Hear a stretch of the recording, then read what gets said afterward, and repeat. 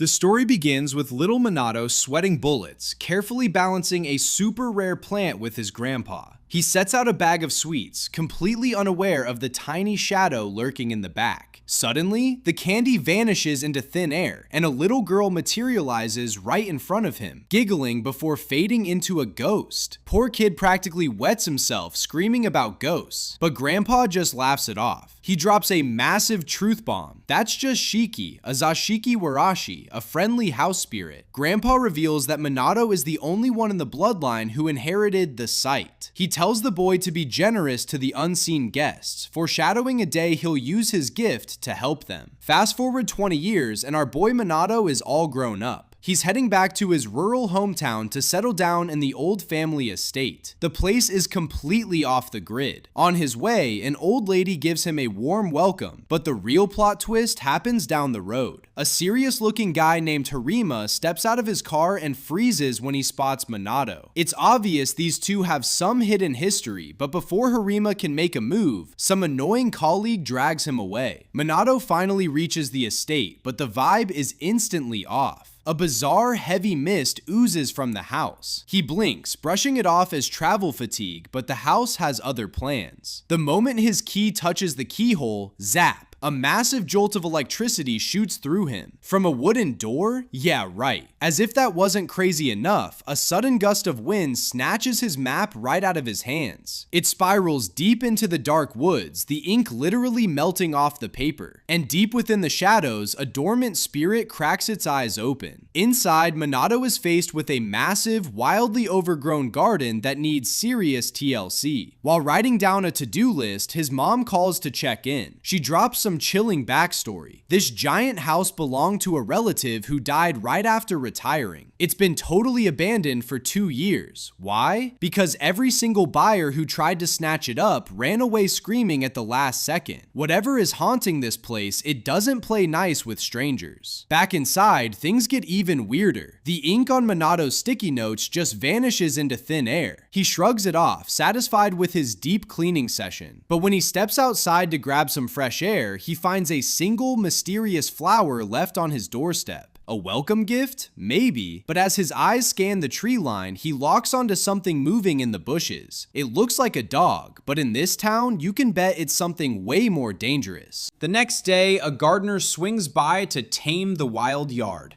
He suggests planting some fresh flowers, but Minato shuts it down. Not my circus, not my monkeys. I'm out of here in 2 weeks anyway. Suddenly, Minato spots this creepy black mist clinging to the old man's shoulder. The gardener complains about a nagging pain he's had for days. Out of nowhere, a gust of wind blows one of Minato's sticky notes right onto the guy's shoulder. Minato scrambles to apologize, but the gardener is stunned. The pain is completely gone. His arm feels brand new. Minato grabs the note, only to find the ink has vanished. Again. He blames cheap pens, totally oblivious to the magic. Later, Minato finds a bundle of fresh mint on his doorstep. The gardener claims 0 credit. Minato just shrugs and brews some killer mint tea. Fast forward to the middle of the night. Minato wakes up to find wild berries left at his door, and he catches a glimpse of someone watching him from the shadows. His mind immediately flashes back to Shiki, the little Zashiki Warashi from his childhood. She used to trade him leaves for cookies. Convinced his old ghost buddy is playing Santa, Minato decides to hit the market the next day to buy her the ultimate thank you gift. Minato sets out a trap of epic snacks, waiting for the little ghost girl to take the bait. But instead of a cute spirit, the dog from yesterday steps out of the shadows. And oh boy, it is not a dog. It's a massive, majestic white wolf with glowing yellow eyes and striking red markings. Minato is frozen. Then, the giant beast actually speaks, politely asking for permission to enter. Minato's jaw drops. Wait, you talk? Are you a dog? The beast instantly gets offended.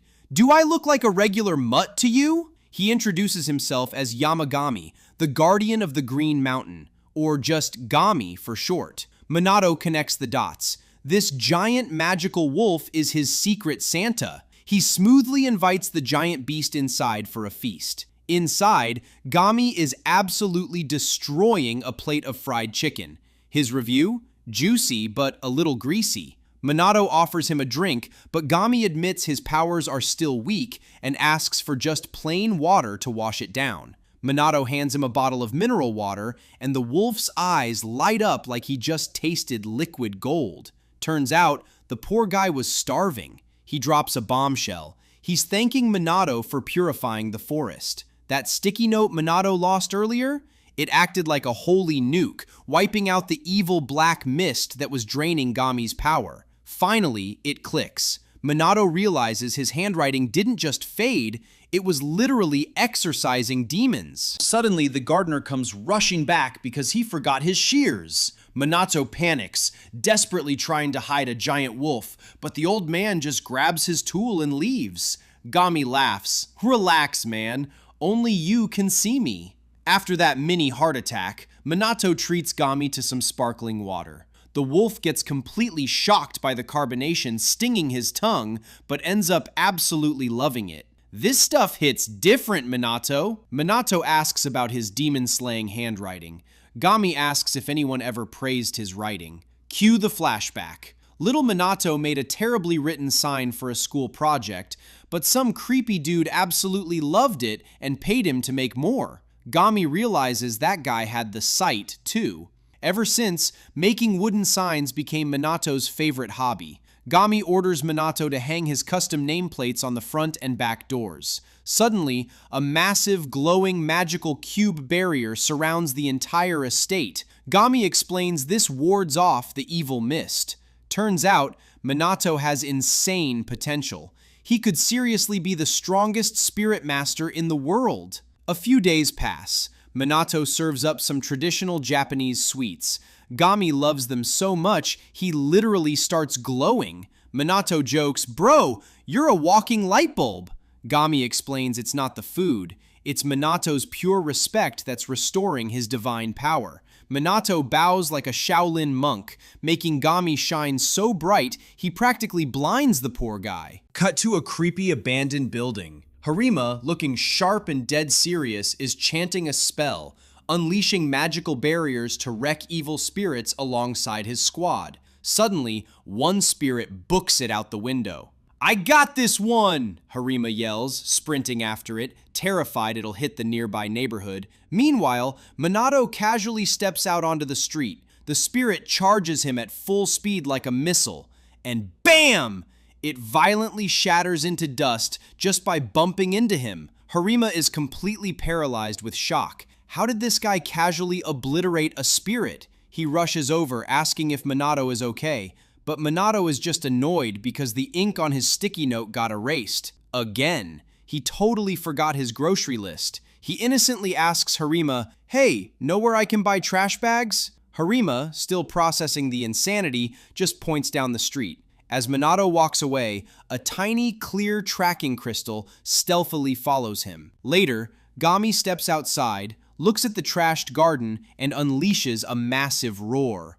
Boom! The whole yard is instantly transformed into a magical paradise. But there's a catch. Using that much juice shrinks the giant wolf into an adorable, bite-sized puppy. "Don't sweat it, I'll grow back," Gami pouts. Days go by, and Minato is stressing because Gami's been totally MIA. He hears a noise and rushes over, only to find a regular squirrel stealing his food. But then, Gami struts in. Somehow even smaller. "Are you shrinking into a squirrel now?" Minato freaks out, and he's not alone. 3 tiny weasel-like creatures are with him. Minato jokes, "I leave you alone for a week and you have kids?" One of them snaps back, demanding respect for their master. Gami introduces them as his familiars, Seri, Torika, and Utsugi, created by sacrificing a chunk of his own power. Minato brings out a freshly baked cake.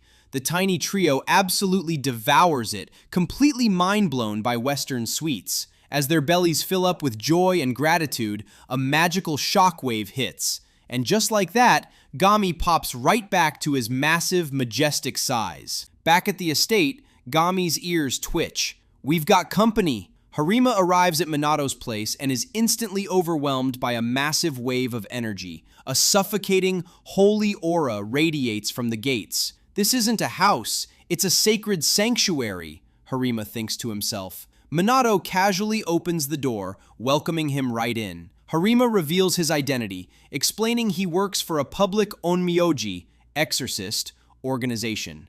Minato's eyes sparkle like a kid hearing a fantasy story, totally oblivious to how serious this is. Harima gets straight to business. He explains that evil spirits are multiplying, and exorcists are dangerously understaffed. He desperately wants to buy Minato's powerful amulet. Gami snickers, knowing it's just Minato's handwriting. Minato awkwardly admits, "Dude, that was literally just my grocery list." Harima's brain short-circuits. A piece of scrap paper killed a high-level spirit? Minato grabs a pen to write a custom spell for him. Gami cheers him on, supercharging the magic. Harima leans in, expecting some ancient forbidden incantation. Instead, Minato writes down a recipe for pancakes. Harima literally does a spit take with his coffee. But suddenly, the paper starts glowing with insane spiritual power. Harima slams a massive stack of cash on the table. Minato refuses. A hilarious shouting match overtaking the money and finally, Minato caves, but he grabs Harima's hand and draws a little star on it as a simple thank you bonus. Harima's phone suddenly rings. Emergency! His squad is trapped in a building swarming with spirits. Harima speeds over, bursting through the doors only to face a towering, monstrous ghost. His partner screams at him to run. The beast lunges, massive claws aiming right for Harima's face. But right before it hits, that goofy little star on Harima's hand flashes blindly. The giant spirit is instantly vaporized into nothingness in a split second. The room falls dead silent.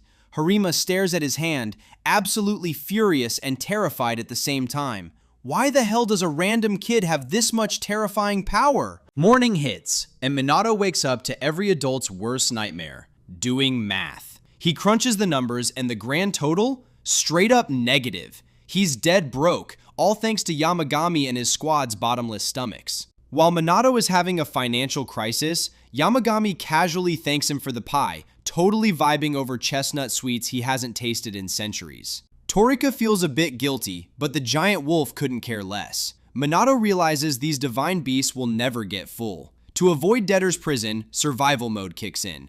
He snags a part-time job, but deep down, he knows it'll barely cover their snack budget. While figuring out how not to starve, a loud commotion at a lottery stand grabs his attention. He hands over yesterday's random ticket, expecting absolutely nothing, and boom! Jackpot! He just scored a 100,000 yen shopping voucher! Minato is frozen in shock. But the universe isn't done. He hits up a grocery store and instantly wins their anniversary giveaway. By the time he gets home, he's hit a winning streak at 4 different stores in a row. This isn't random luck anymore. This is straight up holy intervention. Minato is dead set on the idea that Yamagami is out here rigging the odds for him. But the giant white wolf just shrugs it off and points down at a bizarre rock turtle with a literal mini tree growing on its back. Yamagami casually drops the lore. Meet Reiki, one of the 4 legendary sacred beasts, basically the ultimate cheat code for good fortune. He jogs Minato's memory back to that time he accidentally exorcised an evil spirit. Remember that mysterious orb that dropped from the sky? Yep, that was Reiki. And as a thank you for the save, Reiki blessed him with a god-tier luck buff. Minato is still in heavy denial, telling the turtle it definitely got the wrong address. But before he can even argue, his phone starts buzzing. It's his mom, and she is absolutely freaking out. She just won a cool 1 million yen in a random bank sweepstakes. Minato stands there, jaw on the floor, fully realizing how insanely broken this turtle's power actually is. Yamagami is absolutely eating this up. After proving the luck buff, the giant wolf gives Minato the ultimate "I told you so" smirk. He mentions Reiki wants to crash at the garden pond. Minato asks his opinion, but Yamagami hits him with, "Not my problem, it's your garden, kid." Minato agrees, and Reiki claims the pond, swimming all day in the free real estate. Later, Minato plays good host, offering the rock turtle premium sake. Suddenly, Reiki moves with terrifying speed, zooming over to chug the drink. Is that a turtle or a sports car? Minato is mind blown. Since when do turtles drink sake? But Yamagami reassures him liquor won't affect a divine beast. Suddenly, a glowing orb drops 3 mysterious seeds as a thank you gift. Minato decides to plant them, asking Yamagami to pick a spot for this massive tree. After burying them excitedly, he asks what kind of tree they'll be. Yamagami roasts him. You should have asked that before burying them in the dirt, genius. Minato sighs. He's never winning an argument against this dog. Inside, the followers are absolutely destroying a plate of cookies when 2 floating gremlins suddenly appear, demanding a bite. Yamagami steps in to introduce them. Fujin and Raijin, the legendary wind and lightning spirits that humans actually worship, except they look more like annoying toddlers than actual deities. Minato hands them the snacks to keep the peace. Honestly, babysitting gods was not on his bingo card today. Raijin is completely mind-blown to see Yamagami still breathing. After inhaling the cookies and triggering a massive tantrum from Sari, the twins admit they didn't come to cause trouble. They just wanted to check out the hyped magical garden everyone is talking about. Minato's house is officially the top tourist spot for myths. The twins aren't stopping there. They float over and try to steal Reiki's sake. To avoid a full-blown divine bar fight, Minato hooks them up with their own bottles. He's basically running a full-time magical zoo at this point.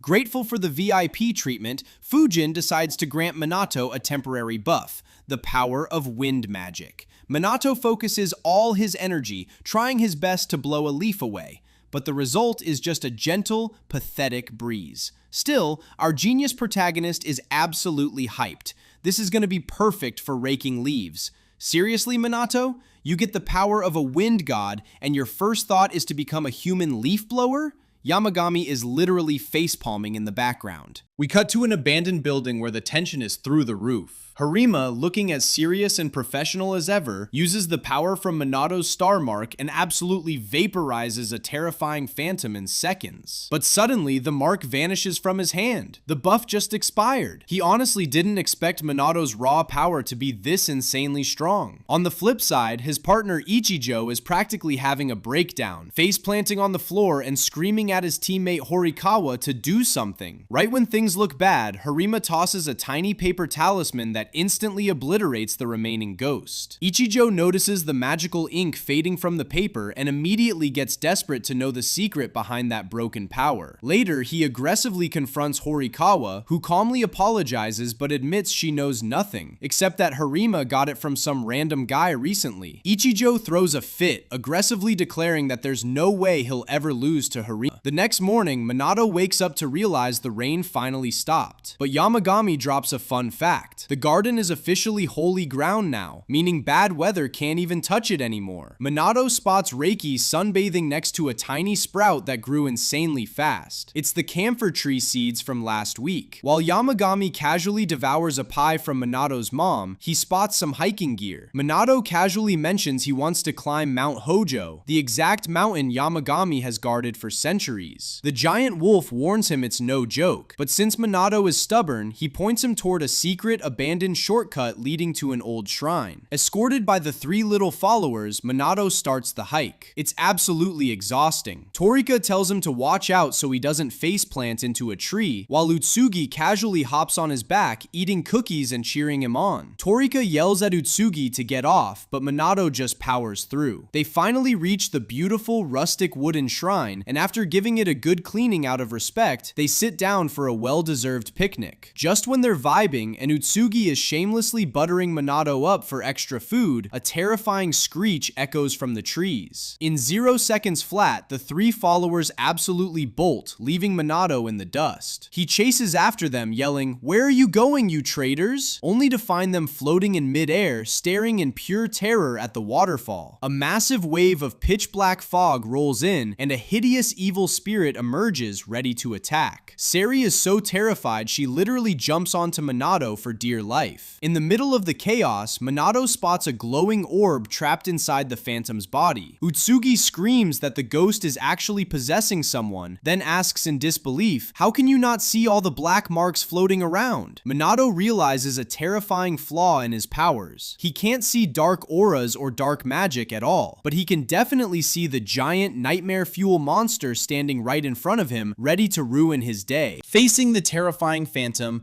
Minato pulls out a talisman paper and tries to strike, but he can't even get close. Suddenly, the Phantom lunges, forcing Minato to jump back, but in a rare moment of actual genius, he decides to combo his new powers. He throws a whole stack of papers into the air and unleashes his wind magic. The talismans fly like a hurricane, completely obliterating the ghost in under a second. As the smoke clears, a crystal orb drops, instantly transforming into a majestic, mythical beast. Minato thought it was a deer, but this thing leaps into the air with lightning speed, giving him one last look before vanishing. Minato is completely mind-blown by its crazy speed, but he's just relieved the creature is finally free from the dark magic. Is Minato officially a pro ghost hunter now? Back at the house, they tell Yamagami everything. The wolf thanks Minato for cleaning the shrine,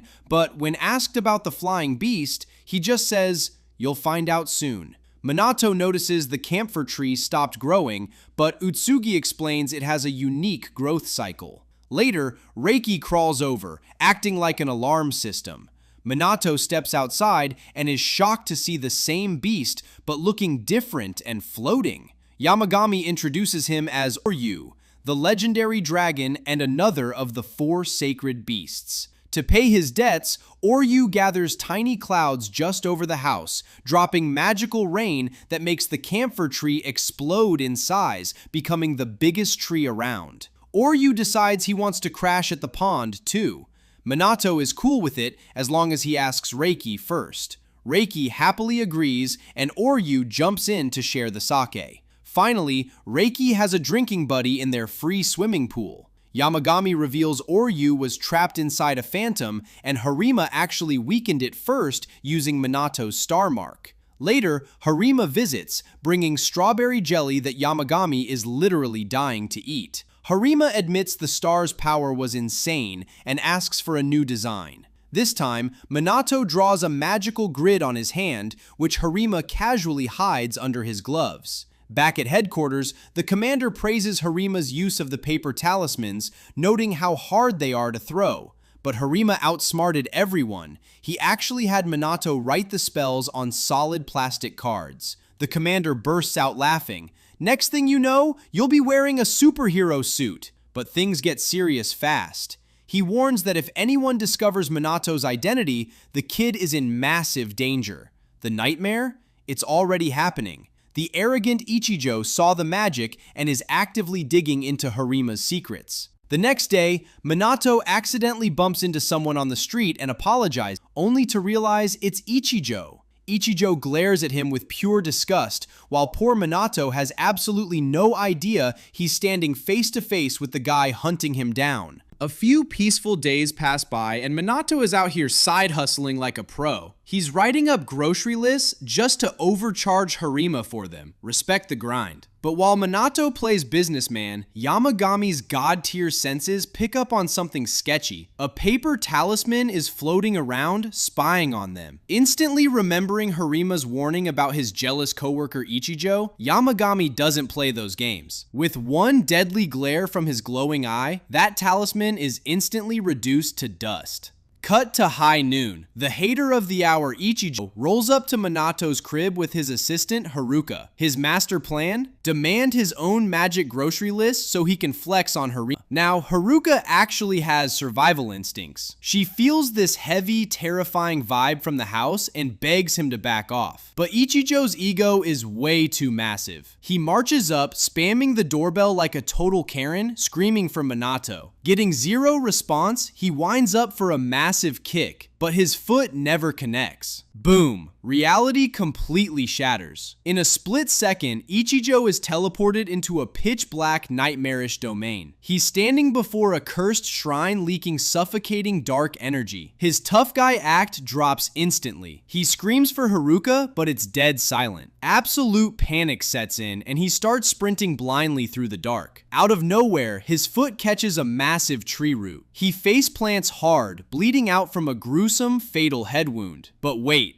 Blink. He snaps out of it, standing right back in front of the shrine, unharmed. It's a mind-bending time loop, and time itself is completely frozen. Then, a massive gust of wind hits him, carrying pure, unadulterated killer intent. Yamagami didn't even lay a paw on him. He just trapped him in a psychological illusion of pure terror. That's a whole different level of power. And the funniest part? While Ichijo is fighting for his sanity outside, what's our terrifying god beast doing inside? Watching the Food Network. Yamagami is glued to the TV, drooling over a chef's new recipe like a hungry puppy. Seeing this, Minato caves in, and the duo steps out together to go ingredient hunting. But halfway down the road, reality hits Minato like a truck. Sweating bullets, he suddenly realizes, wait, how on earth am I supposed to casually walk a massive, legendary spirit wolf through town without causing mass hysteria? Talk about a major reality check. Yamagami instantly picks up on Minato's panic and shuts it down,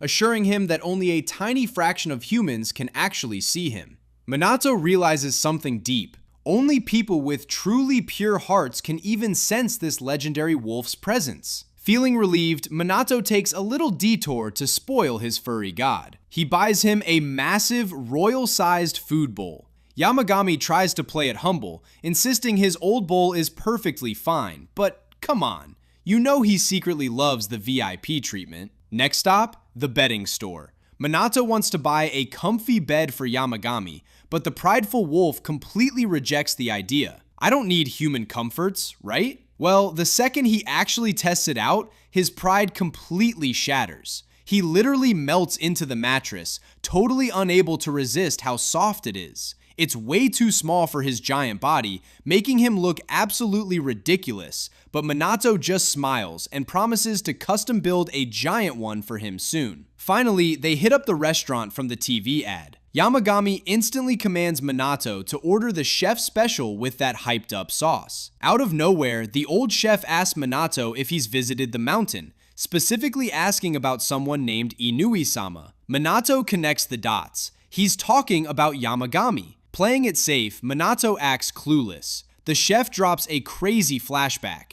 As a kid, he got lost in the mountains, and this terrifying, teleporting wolf kept appearing out of nowhere. He thought he was dead meat, but realized the wolf was actually guiding him to safety. Wholesome, right? Except the chef calls the wolf a yokai, an evil spirit. Oh boy. Yamagami takes massive offense to that, violently grumbling in the background, mentally screaming that he's a pure divine spirit, not some low-level yokai. Minato just rolls with it, smiling and saying he hopes to meet this Inui-sama someday before heading out. Outside, Yamagami suddenly switches to full-on doctor mode. He diagnoses the chef on the spot, explaining the old man has serious stomach issues preventing him from eating his own beloved fried food. Turns out, the chef visited the mountain shrine praying for a cure. Now, Yamagami can't reverse the laws of aging, that's just nature, but he did drop a massive hidden blessing. He lent the old man a fraction of his divine energy, guaranteeing he'll stay active, energetic, and cooking with pure passion until his very last breath. Now that's what you call a real god. The boys head back home. Minato serves Yamagami his fancy meal and dips to take a shower. But let's check in on the guy we left behind, Ichijo. Homeboy is still trapped in the nightmare dimension, and he has completely lost it. He actually kicks the cursed shrine, screaming and blaming Harima for this whole mess. He tries to run again, but literally dies in every gruesome way possible. Hit, crushed, you name it. But every single time, he respawns right back at the shrine like a twisted video game. The loop completely breaks his mind. Finally, in absolute despair, it clicks. He drops to his knees and sincerely apologizes to the shrine. Boom. The illusion shatters. He snaps back to reality, stopping his kick right before it hits the door and completely collapses on his back in pure terror. Trembling, Ichijo crawls over to Haruka and asks how many days he was gone. She looks at him like he's crazy and says, we literally just got here." She seriously thinks he's lost his mind. Hearing that, Ichijo lets out a terrified scream and sprints away for his life, leaving Haruka completely confused. Meanwhile, Minato steps out of the shower and asks Yamagami if someone rang the bell. With zero hesitation and pure ice in his veins, the wolf lies. "Nope, nobody came." When Yamagami asks why Minato took so long, Minato admits he's missing his hometown's hot springs. Suddenly, boom! Yamagami casually transforms the bathroom into a legit, luxurious hot spring. Minato dives in, asking where the turtle Reiki and the dragon Oryu are. Yamagami casually mentions they're probably exhausted, since he made them build the hot spring. Post-bath, the duo is chilling when Yamagami's familiar sounds the alarm. Another guest is at the door. Minato opens it and finds the deer spirit he saved back on the mountain. Minato invites him in, but this deer, named Kirin, is so incredibly shy and introverted that he physically shakes at the thought of entering. Yamagami's familiar steps up as a translator, explaining that Kirin came to say thanks. The catch? Kirin is a massive chatterbox. He literally does not stop talking. He spends a solid 30 minutes just firing off thank yous. The first familiar completely burns out and collapses from translating so much, forcing the second familiar to tag in. And Kirin? He's still going, endlessly praising Minato. It's an absolute comedic train wreck. Another straight 30 minutes pass. The spirits are literally falling asleep, and Minato is fighting for his life to keep his eyes open. Finally, Kirin wraps up his speech, but then drops a massive nuke. "To show my gratitude, I will make you ruler of half the world." Minato pictures himself as a king, realizes that sounds like an absolute nightmare, and politely hits him with a hard pass. Kirin is mind blown. He starts arguing, totally convinced that humans are hardwired to conquer land and resources. He won't let it go until Fujin and Raijin pop up, shutting him down. They explain that Minato doesn't have a greedy bone in his body, and ruling the world would just make him miserable. Later, Minato specifically thanks the twins, Fujin and Raijin, for bailing him out. He notices they've actually gotten bigger. They explain they're slowly returning to their original forms simply because Minato acknowledged and respected them. As a reward, they gift him a pre-sliced swordfish? Random, but awesome. While practicing wind magic, Fujin notices Minato is subconsciously holding back out of fear and starts coaching him. Right then, Minato gets a text from his mom. The wooden nameplate at his old house broke. Yamagami drops some heavy lore. Handmade nameplates actually act as magical wards. Minato connects the dots, remembering the house spirit, the Zashiki Warashi. This isn't just bad luck, their home's defense is down. He needs to craft a god-tier nameplate, stat. Yamagami decides it's time for a serious power-up. He takes Minato to the back door, and boom! They step into a literal pocket dimension created by the familiars. Yamagami tells him to go absolutely wild because nothing here is real. Zero property damage. Hyped up, Minato decides to push past his limits. Meanwhile, cut to the living room. Kirin is still pushing his world domination agenda, causing an absolute turf war between the giant turtle, Reiki, and the dragon, Oryu. Total chaos. Back in the Matrix, Minato unleashes his wind magic at 100%. The result? An insanely massive tornado, but he instantly passes out cold. When he wakes up, Yamagami hits him with the hard truth. Minato dumped his entire mana pool into one single attack. Realizing his control is garbage, Minato starts a brutal training montage. After days of grinding, he finally crafts a new, insanely reinforced nameplate to protect his family. But just as he's celebrating his win, Harima pulls up to the house. The second he steps out, Harima freezes. He senses a massive, suffocating dark aura completely wrapping around the area. You know that unmatched relief when you finally clear a mountain of work? That's exactly where Minato is right now. Knocking out his never-ending to-do list, he heads home, exhausted but deeply satisfied. Catching his breath, he asks Yamagami, "Hey, where's Fujin?" Talk about summoning the devil. Out of nowhere, Fujin and Raijin pop into existence. They're super hyped about how perfectly Minato is handling his new powers without losing control. They're so impressed, they offer him a massive, game-changing power-up right on the spot. But Minato, he just chuckles, humbly turning it down. Nah, I'm good. Even half this power is more than enough. Looking around the quiet yard, Minato asks, "Where's your crew?" Yamagami mentions they are grinding their hearts out in training.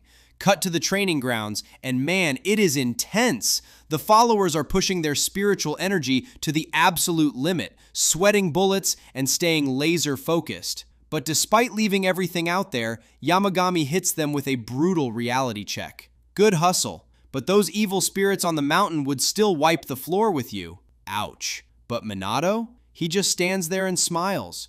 Watching them struggle, he loves their unwavering dedication. He genuinely believes all this gritty hard work will pay off eventually. To reward the exhausted squad, Minato steps up. He whips up perfectly roasted sweet potatoes, and the squad's minds are totally blown. The blue dragon Oryu is absolutely devouring his portion, while Reiki, the giant turtle, is just vibing, gracefully sipping the sweet potato water. Minato offers some to Fujin and Raijin, but their godly egos kick in. "We can roast our own potatoes anytime," they brag, before quietly admitting they usually end up torching them to literal ashes. Everyone bursts out laughing, agreeing that Minato's crazy attention to detail is what makes his cooking top tier. Right amidst the good vibes, Minato spots Kirin returning. He warmly thanks the dragon for bringing back exotic fruits, but Kirin is literally shaking. In his head, human plus fire equals cooking,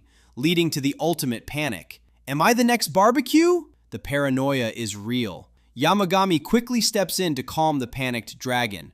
Watching this, Minato spaces out, thinking, maybe I should handle my next errands totally solo. But right at that exact moment, the doorbell rings, shattering the peace. Standing right there, Harima, dead serious, adjusting his glasses, looking like he's about to drop a massive bombshell on Minato's day. The second Minato swings the door open, Harima just completely collapses. When he finally comes to, he immediately apologizes, saying he felt this crushing, suffocating pressure the moment he got close. At first, Minato thinks he's just overreacting, but then it clicks. Harima is feeling the intense spiritual weight of all the powerful beings hanging around the house. No wonder the guy passed out. Minato helps him up and gets straight to the point. Why are you here? Harima doesn't waste any time. He reveals that there's a terrifying new entity out there, something so overwhelmingly powerful that even the most elite spiritual specialists are getting absolutely wrecked. Things have completely spiraled out of control. Harima is here to beg Minato to go to a specific location and purify this entity himself, fully trusting that Minato is the only one with the skills to actually pull this off.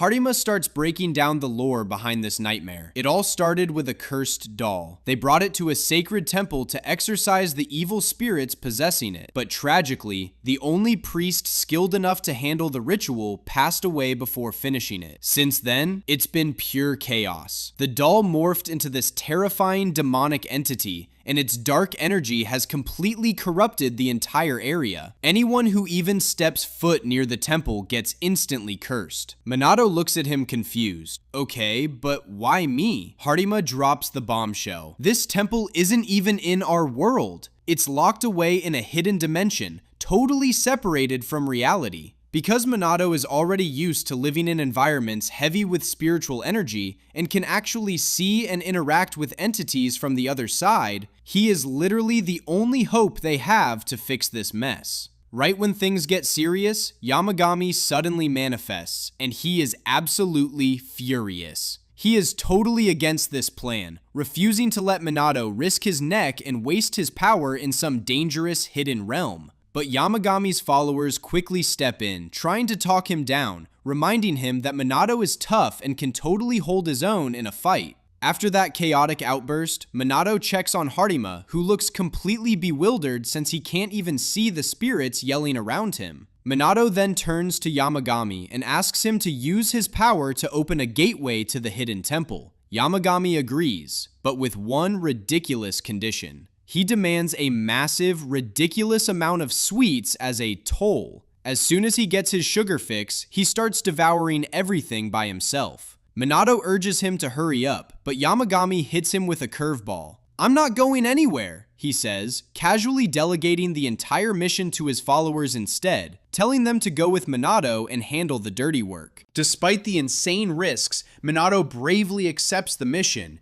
He asks the rest of the crew to guard the house, and they agree without hesitation, fully trusting him. Before leaving, Yamagami slaps a magical leaf on Minato's back as a protective charm. In a flash, they teleport to the area and start searching for the hidden temple. Minato is laser focused, walking straight toward the objective, until Yamagami's followers spot an apple pie shop. The mission is paused. Priorities, right? It turns into a hilarious scene of them happily munching on pastries. Minato lets them eat, but mid-bite, they casually drop a bombshell. By the way, we can totally feel evil spirits watching us right now. Talk about an instant anxiety spike for Minato. After their snack break, they finally arrive at a completely abandoned, creepy location. Yamagami's followers drop the playful act and warn Minato dead seriously. "Watch your back. There are some terrifying evil spirits just up ahead." Minato takes the lead, but as flocks of crows start gathering around, the eerie vibe absolutely skyrockets. With every step, the negative energy feels completely suffocating. Suddenly, his phone rings. It's Harima. He is at the back entrance trying to get in, but an invisible barrier is blocking him. Touching it confirmed there is a whole other dimension hiding inside. After some intense effort, Minato and the followers manage to shatter the barrier and force the main door open. The second they step inside, they are staring down an entire army of cursed dolls. The followers scream a warning, and within seconds, the dolls launch a vicious attack. Minato reacts instantly, blasting energy to hold them back, but he knows the real threat is still hiding. The followers jump to the front lines, going on the offensive, but here is the terrifying part. No matter how hard they smash these dolls, they keep getting back up like unkillable zombies. The fight turns into an endless nightmare. Suddenly, a doll violently grabs a follower by the hair. The crew panics and chops the doll's hair off to free her. Plot twist. The second her hair is cut, the doll drops lifeless. They found the weak spot. But even after taking it down, the evil aura doesn't fade. It gets massively stronger. Minato and the squad stand there in shock. This was just the warm-up. They have never faced dark energy this monstrous before. Suddenly, the evil spirits let out a terrifying, blood-curdling scream. Minato reacts fast, throwing talismans to purify the room, but the dark energy is too massive. A brutal shockwave sends the crew flying. In a moment of weakness, the cursed doll grabs Minato. It's a life or death situation, but at that critical second, Minato hears a familiar voice echoing in his head. Yamagami! A massive wave of pure spiritual energy surges into Minato's body. Fueled by this boost, Yamagami's followers move like lightning, chopping off the doll's hair to weaken it. Minato seizes the opening and blasts away the dark aura choking the doll. Panting, he asks, "Was that Yamagami?" The followers confirm their master saved them from afar. But looking around, Minato realizes there's still lingering negative energy. The nightmare isn't over. Searching for the corruption's source, he spots a strange orb pulsing with heavy magical energy. It's the old Mountain Lord's spirit. Purifying it solves the problem, but disaster strikes. Minato is out of talismans. With zero hesitation, he starts crafting new ones from scratch amidst the chaos. He channels his focus, but the dark energy fights back. Suddenly, the hidden realm starts collapsing. The ceiling caves in and the ground splits. Yamagami's followers scream at him to hurry. Then, it hits them. The leaf Yamagami slapped on Minato's back. Realizing it's from the sacred tree, Minato grabs it and writes a purification seal, pushing himself near passing out. Finally, the seal activates. The orb is purified, shattering the darkness, but the realm is still imploding.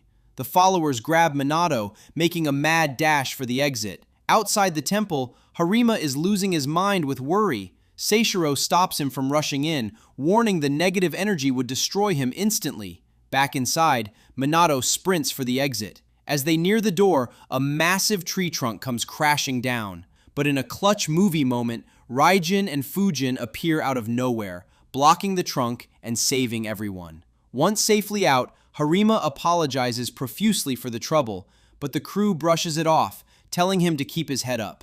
Back at the house, Harima deeply thanks Minato for pulling off the impossible. Later, Minato walks out carrying a mountain of sweets and cold drinks, treating everyone who helped out on the dangerous mission. The good vibes and absolute relief fill the house again. Amidst the celebration, Kirin returns with new exotic fruits. Minato offers him some juice, but Reiki the giant turtle butts in, starting a hilarious argument. He yells at Kirin to stop bringing useless junk home, even though it's just fruit. Watching them bicker, Minato laughs, knowing they'll never get along. Taking a quiet moment, Minato looks at the sacred yard tree, smiling with deep gratitude for how it saved his life. Suddenly, the purified orb starts glowing with a blinding light. Everyone goes silent. Out of the light hatches an adorable little chick. Talk about a crazy plot twist. Yamagami smiles, explaining this cute guy is Ho-Oh, one of the 4 legendary sacred spirits.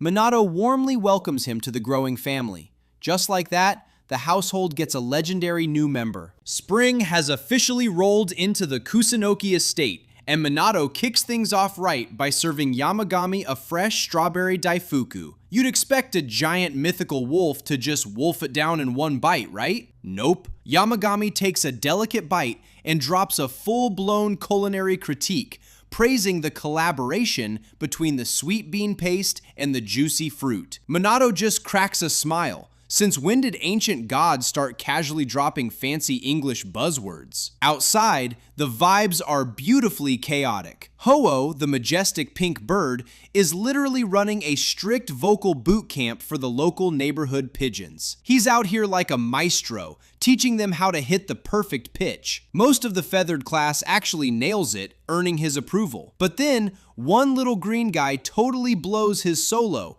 letting out a screech so violently loud it knocks Ho-Oh flat on his back. Minato and Yamagami just kick back on the porch, totally unbothered, watching the hilarious show while Oryu, Reiki, and Kirin lounge lazily under the flawless spring sun. But of course, peace never lasts. Up in the sky, mysterious dimensional rifts suddenly appear. And at the exact same time, over in a local graveyard, there's a completely separate mess going down. A massive horde of purple evil spirits running wild. Luckily, the spiritual cleanup crew is already on the scene. Enter Katsuragi, the laid-back older guy in a fedora, and Harima, his serious partner. Katsuragi casually summons his Shikigami, starting with a savage floating blue shark that violently chomps through the ghost horde like snacks. He even tags in a cute penguin named Pin for backup. But the ghost wave is relentless, and his shark gets so hungry,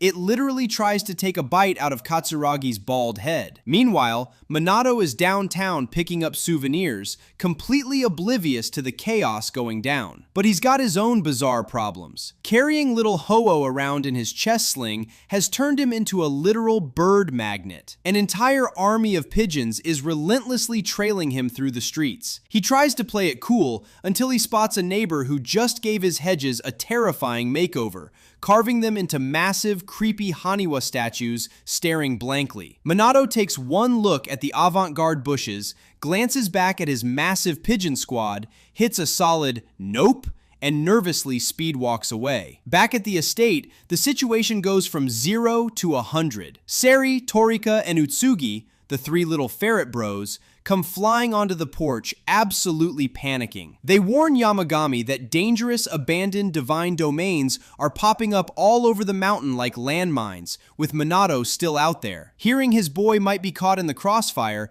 Yamagami doesn't hesitate for a second. His eyes lock in, and his divine aura violently flares up, radiating intense golden energy. He leaps high into the sky, soaring off to handle the threat himself. Playtime is officially over. Minato is walking home, and it's suspiciously quiet. The bird army is completely gone. Suddenly, Fujin and Raijin, the wind and thunder spirits, drop in with a major reality check. They tell him to hurry home because abandoned divine domains are popping up everywhere like glitchy portals. These are pocket dimensions created by gods who just got bored and left them behind. The worst part? They move and they suck people in. Kamikakushi, or getting spirited away. And guess who's the prime target? Minato. Turns out, living with ancient gods and soaking in Yamagami's divine hot springs maxed out his deity affinity. He's basically a walking magnet for supernatural trouble. Realizing Yamagami is already out hunting these things, Minato decides to take a quick shortcut. Deep in the mountains, Yamagami and the three ferret bros, Seri, Torika, and Utsugi, are scouting the sky. It's bad. Portals are spawning everywhere, heading straight for Minato's house. Yamagami isn't playing games. He orders the crew to split up and wipe them out. With a fierce glare, Yamagami leaps into action, obliterating a portal with a single brutal swipe. Taking that shortcut? Huge mistake. Minato passes a creepy, totally wrecked shrine. A mysterious voice whispers, warning him to stay back, but it's too late. A massive, swirling void rips open right in front of him, and the gravitational pull is insane. He's literally getting dragged in. Suddenly, Ho-Oh, the little sleepy bird in his sling, goes full sicko mode. With a massive burst of pink and gold energy, Ho-Oh transforms into a breathtaking giant phoenix. He tries to break the pull, but the void is way too strong. Minato gets swallowed whole, and Ho-Oh shrinks back, getting sucked in right after him. Miles away, Yamagami stops dead in his tracks. He feels it. His boy is gone. Minato wakes up face down in a super damp, mossy forest. It's dark, creepy, and completely littered with random wooden crates. He remembers Yamagami's lesson. A divine domain reflects the creator's mental state. Judging by this place, the creator must have a weird obsession with boxes. Wandering deeper, he spots a cave with a foul aura. Inside, a literal goddess just sleeping on the cold floor. She wakes up, aggressively complaining about how stuffy and miserable the air is, whining that she just wants to go back to sleep. Minato cautiously steps up, asking if she made this messed up place. She confirms it, looking at him like he's crazy. "You're a human?" she asks, before spotting Ho-Oh. Yeah, things just got incredibly awkward. Minato is face to face with this mysterious, incredibly lazy goddess. She takes one look at him and senses his insane divine protection, wondering why a human is casually wandering her domain. But honestly, she doesn't really care. She's just annoyed by the stuffy air. Spotting Fujin's power radiating from little Ho-Oh, she asks Minato to use it to ventilate her cave. When Minato asks when she last aired the place out, she drops a casual bomb. Oh, right around the time the Kentoshi missions ended. Yeah, that was over 1,000 years ago. Human life is literally a blink to her. She then points to a black hole and asks Minato to take out the trash. Channeling Fujin's magic, Minato effortlessly yeets a massive mountain of wooden crates straight into the void. Spring cleaning, divine edition. Meanwhile outside, the Ferret Bros are putting in work. They're taking down portals left and right. Utsugi completely obliterates his target, and despite a clumsy, hilarious landing, it's a total success. The boss, Yamagami, arrives and gets the sit rep. The north, west, and east perimeters have been completely cleared. Perfect run! But there's a massive problem. Minato is trapped inside a domain. Before they can even plan a rescue, a massive swarm of new portals darkens the sky, heading straight for the Kusunoki estate. Fujin and Raijin pop in to offer backup, but Yamagami doesn't need it. His eyes glow with pure fury. He tells them to step back and unleashes a blinding god-tier shockwave that vaporizes the entire swarm in seconds. The sky clears instantly. Fujin and Raijin are totally speechless, noting that Yamagami hasn't flexed this hard in over 1,500 years. Note to self, do not mess with his favorite human. Back in the cave, Minato tosses the last box into the abyss. The goddess stretches, finally breathing easy, but notes the vibe is still a little stale. Minato's got one more trick up his sleeve. He pulls out a few green leaves from the sacred Kusunoki tree in his yard. Channeling a little magic, he tosses them into the glowing water. Instantly, the cave lights up with a breathtaking, purifying aura. The dank cave turns into a glowing, beautiful sanctuary. The goddess is absolutely stunned by this handy little trick. She asks for a leaf, taking a deep breath of its fresh scent. She's so thrilled with her newly cleaned room that she decides to reward Minato by sharing a fraction of her own ancient power with him. Honestly, not a bad haul for accidentally falling into a glitchy dimension. Inside the glowing cave, the goddess finally explains the crazy power she just handed Minato. It's not your average magic, it's the power of sealing. But it's not for physical objects, it's for things invisible to the naked eye. Deep human emotions, lingering grudges, and raw supernatural energy. She tells him he doesn't need to use those creepy wooden crates either. Literally anything handy will work. He can lock these energies away or release them later with specific conditions. Sounds like a totally overpowered skill, right? But before Minato can even ask her where the exit is, this ancient deity literally passes out and starts snoring. Yep, she just left him completely stranded. Just as the panic starts kicking in, a glowing orb bursts into the cave. It's the Ferret Bros. They came to bail him out after wiping the sky clean. Minato casually mentions the ridiculously lazy goddess he just met. And that's when the bros drop a massive lore bomb. That lazy girl? That's Amaterasu, the literal sun goddess. Minato's brain completely short-circuits. Later, walking under the stunning cherry blossoms, they explain they tracked Ho-Oh's cry to find him. Minato realizes he needs to thank the wind spirits too. He closes his eyes, focuses his senses, and suddenly, he levels up. He opens his eyes and can finally see and hear the adorable little wind and thunder spirits floating right in front of him. Meanwhile, our favorite Exorcist duo, Harima and Katsuragi, are running completely on empty. They run into a squad of arrogant exorcists bragging about clearing the area. Katsuragi instantly recognizes the bald leader. They're a notorious group of greedy scammers who charge outrageous fees for fake exorcisms. Katsuragi decides to play it cool and just walk away, hoping this circus of clowns doesn't cause any actual trouble down the line. Finally, Minato makes it back home, loaded with souvenirs. He calls out to Yamagami, but wait a second. The giant, terrifying divine wolf is totally gone. Instead, there's a tiny, fluffy, puppy-sized Yamagami sitting on the porch. Turns out, unleashing a god-tier shockwave drains a ton of your mana. Minato tries to speed up his recovery by feeding him some sweet treats, but he just can't resist teasing the guy. He jokes that this tiny, adorable size is actually perfect for playing tag with the little dragons. Yamagami gets super defensive, chewing his snack and angrily declaring, "Don't speak of me like that. I am the mighty Yamagami." Yeah, sure thing, buddy. You're absolutely terrifying.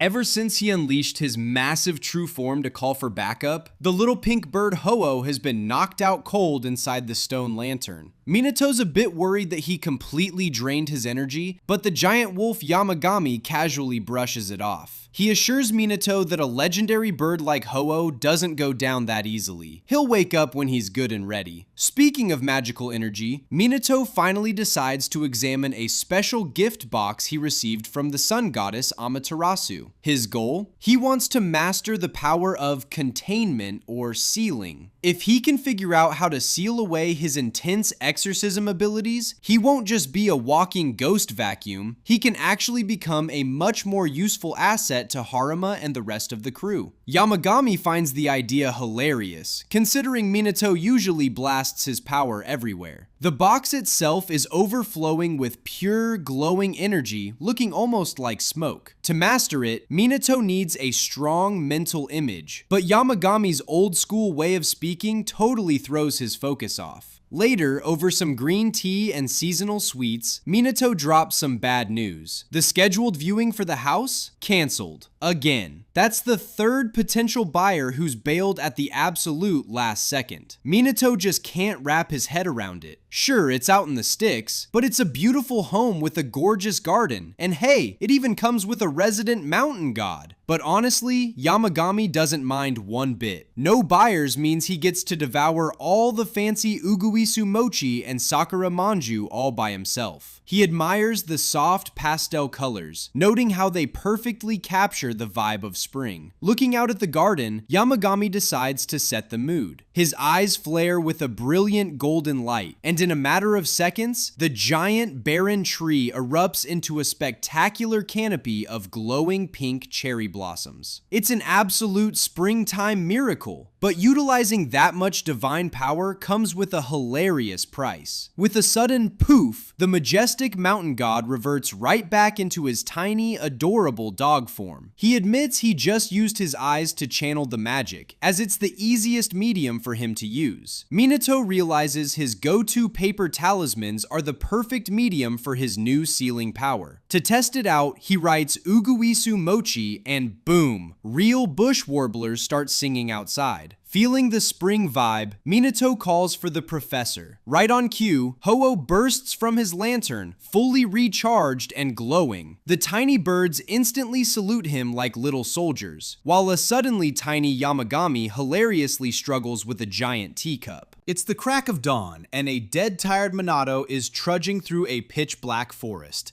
He's seriously questioning his life choices.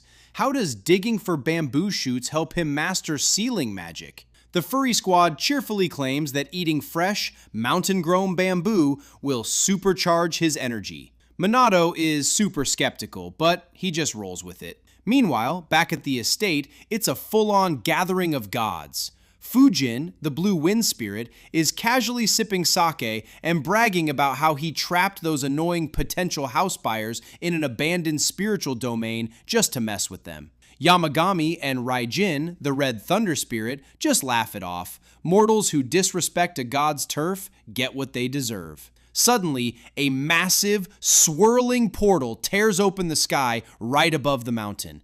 Another abandoned domain. Raijin effortlessly obliterates it with a lightning strike, noting that Minato is basically a giant magnet for these things now. Living in a divine territory has permanently altered Minato's physical constitution, catching the attention of the gods. Raijin suggests pumping the kid full of even more divine power, but Fujin immediately shuts that down. If they cross that line, Minato will lose his humanity forever. For now, the kid just needs to master the raw power he already has. Back in the woods, Minato and his furry squad finally reach the bamboo grove. The place is an absolute gold mine of fresh shoots. There's just one massive problem. Minato forgot the hoe. But before he can even stress about it, a towering, terrifying shadow looms over him. A massive black bear with glowing yellow eyes steps out of the darkness. Minato's heart drops. He accidentally makes eye contact, convinced he's about to become bear food. But as he scrambles backward in pure panic, Yamagami, speaking through Utsugi's tiny body, calmly tells him to chill. This isn't just a random wild beast. This giant is actually a gentle powerhouse connected to Kirin. That terrifying roar the bear just let out? Yeah, that was just it politely saying, "Thanks for taking care of the boss." Proving it's an absolute bro, the giant bear steps up to help. With one swift, glowing swipe of its massive claws, it cleanly slices an entire pile of premium bamboo shoots right out of the earth. Minato is completely stunned. Thank God this absolute unit is on their side. The bear nudges a massive shoot toward Minato, basically telling him to eat it while it's fresh. Since raw bamboo goes bad incredibly fast, Minato sets up a quick outdoor picnic right there in the grove, slicing the shoots and serving them up with soy sauce and wasabi. Asking the spirits how this actually helps his training, they drop the ultimate punchline. It doesn't. Yamagami just really wanted to eat bamboo shoots. Minato sighs, realizing he was totally played. But looking around at the sleeping giant bear and the happy spirits, he admits the fresh mountain air actually cleared his head. He takes a bite, and the taste is absolutely out of this world. Let's take a break from the intense training. Minato decides to kill some time with a classic, nerve-wracking game of skill. The rules are simple. Slide a shogi piece out of the pile without making a single sound. Yamagami, ever the confident mountain god, thinks it's a piece of cake, but the moment he tries, clack. He fails instantly. Furious and completely salty, the wolf demands a rematch, completely losing his cool. In a desperate move to win, he straight up uses his telekinetic powers to cheat. Minato instantly calls him out for making a racket, but Yamagami stubbornly claims his cheating is just special training. Right in the middle of their bickering, a blinding golden beam of light erupts from the tiny stone shrine in the garden. Looks like another uninvited guest is crashing the party. Out steps a jolly, round fellow rocking traditional robes and carrying a ridiculously massive red fish. It's none other than Ebisu, the legendary god of fortune. He happily admits he couldn't resist dropping by. The divine gossip network has been blowing up about a regular human wielding god-tier powers, and he had to see Minato with his own eyes. The vibes are totally chill until Kirin suddenly steps up. The majestic dragon locks eyes with Ebisu, his battle instincts flaring up out of nowhere. Kirin feels an intense, burning urge that screams at him not to lose to this fish-carrying deity. Reading the room completely wrong, Minato hilariously wonders if this intense staring contest is actually a sudden spark of love? Nah, just weird god-tier rivalry. Ebisu smoothly diffuses the awkwardness by handing over a fresh bag of taiyaki as a peace offering. And of course, the second Yamagami realizes there's food involved, he hilariously pops right back up like an idiot, completely forgetting his pride. Ebisu then casually dips out to hit the hot spring. Bringing sake to the hot spring, Minato expects a chill vibe. Instead, Ebisu drops the jolly act, warning Minato he's straying from his humanity. The crazy part? Minato has zero clue what he means. Shaking off the warning, Minato grinds his sealing magic. Later, seeing a sun shower, he casually calls it a fox's wedding. Boom! A sassy black fox pops up on the roof, totally offended, clarifying she ain't getting married. Minato just sighs. Looks like another wild VIP just joined the roster. Surprise on the roof! The tiny black fox rocking a green scarf is perched up there, totally mind blown that a fancy hot spring exists out here. Minato smoothly steps up, playing it cool and introducing himself as just the humble caretaker of the estate. Despite his polite offer for her to take a quick, relaxing dip, the proud little fox instantly shuts it down. She sticks her nose in the air, claiming she's right in the middle of a highly important, urgent mission and has absolutely zero time to slack off. But what exactly is this grand, urgent mission? Hilariously enough, it turns out she was literally just hunting around for some inari sushi for lunch. And then comes the biggest plot twist. Yamagami, the greedy wolf who never shares his snacks, unexpectedly offers her some of his own stash. The fox agrees, officially introducing herself as Tsumugi, the familiar of the neighboring mountain god. The absolute second she takes a bite of that sushi, she experiences literal food euphoria. The flavor straight up explodes in her mouth with a glowing aura, making her melt and proving this tier of food is unbeatable. But Tsumugi is a familiar with high pride, and she absolutely refuses to owe anyone a favor. To settle the tab, Tsumugi hands Minato a glowing golden peach plucked straight from her master's private divine garden. But it comes with a terrifying warning. Don't even think about eating it. It's highly concentrated god-tier food, and consuming it could literally destroy a normal human body from the inside out. So Yamagami suggests using it as a divine air freshener instead. Meanwhile, Yamagami flexes his high-ranking god status in front of Tsumugi. Right then, the clever fox pieces the whole puzzle together. Ebisu's creepy warning to Minato earlier? It's all because Minato's been casually soaking in a god-infused hot spring every single day. No wonder his humanity is slowly slipping away. He's passively absorbing pure, divine, magical energy every time he takes a bath. After finally caving and sneaking a super relaxing bath in the hot spring, totally going against her earlier pride, the sassy fox flies off. Left alone with the mountain god, Minato drops the heavy, lingering question that's been eating at him. Is he actually turning into a monster or some non-human entity? Yamagami reassures him with rare, genuine honesty. Yes, his body is soaking up energy and changing, but his core will always be Minato, and he will absolutely live and die as a human. To help him master the sealing power he's been struggling with, the wolf tells him to look deep into his past for the answers. This triggers an emotional, massive flashback. A 5-year-old Minato. It's the exact moment his spiritual sight first awakened, seeing a gentle, tiny ghost girl, a Zashiki Warashi, who leaves him a lucky 4-leaf clover. This is where it all started, the ultimate origin story.